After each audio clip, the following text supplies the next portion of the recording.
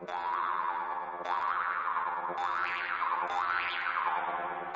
Evenki is a local population of our region. They belong to the Mongolian race.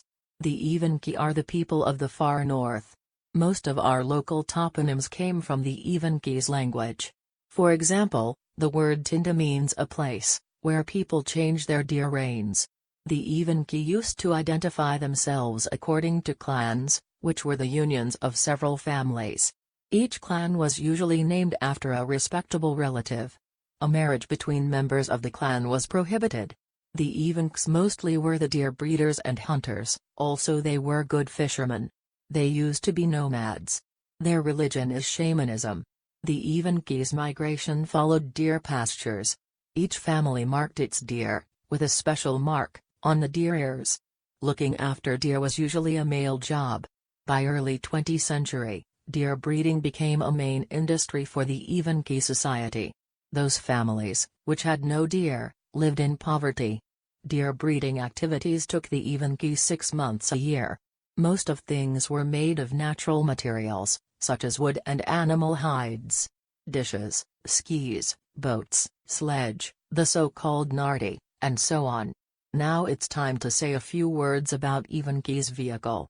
It differs depending the season. In winter the Evenki used sleds. They crossed big rivers on rafts, made of birch bark. In summer, the Evenki use boats for fishing and hunting. When hunting in spring and during their winter migration, they use skis to get through deep snow.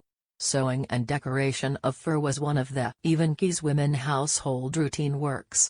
Very common were deer hide rugs called kumalans. Its design is based on the image of a reindeer and, at the same time, the image of the sun. These rugs are not painted, they consist of different parts of deer hide. Kumalans were used not only at home, but also during migration. The Evenki covered their luggage with them, in case of bad weather. Different bags were actually very widespread in the Evenki way of life. There were women's bags for keeping and transporting something by deer, for needlework and accessories. Men had their own bags, for tobacco, flint and ammunition, and also there were children's bags. Traditional clothes of the Evenki were the so-called kaftan, which was also made of deer hide. There was always a breast apron, as an addition to kaftan. The Evenki wore deer hide jackets instead of shirts. Trousers were made of thin deer hide. As for footwear, the Evenki used the so-called elachis, made of hide or cloth in summer and of deer hide in winter. Another footwear for winter was unti. The head and the neck were usually wrapped round by a scarf, made of fur animals' tails. Clothes for the whole family were usually handmade and sewn from hides of deer and other animals, such as lynx, sable and polar fox. The Evenks used tendons instead of threads, their needles were made of bones. There was no special children's wear. The Evenki put a newborn baby into a blanket, made of hair hide.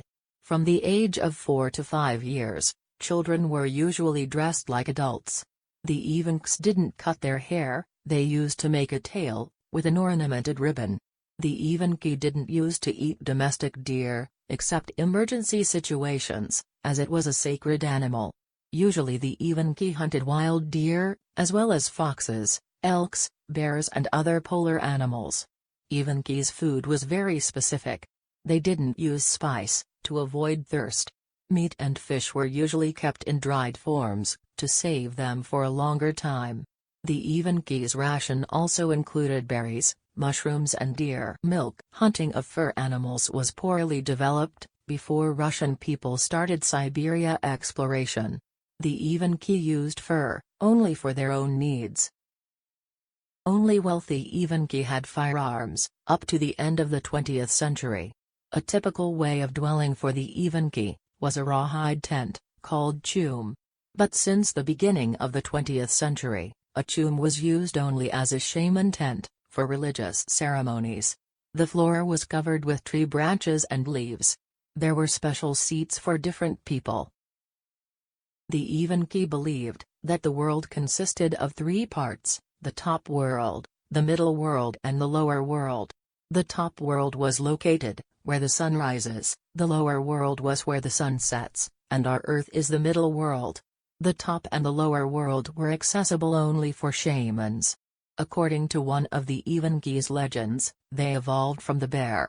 That's why the Evenki hunted bears, only if there is a high need. Shamans were specific persons in the Evenki's community. They took care of successful hunting, baby birth, health and so on. Women could be shamans too. There are only few shamans now. All of them are old people. Now we can see a regeneration of the Evenki's culture, for example, celebrating traditional holidays like Bakalgan, which means a meeting of the new year, which takes place in June, and a deer breeder day, celebrated in March. Reindeer races, national food tasting, rawhide tents exposition are traditional activities for these events.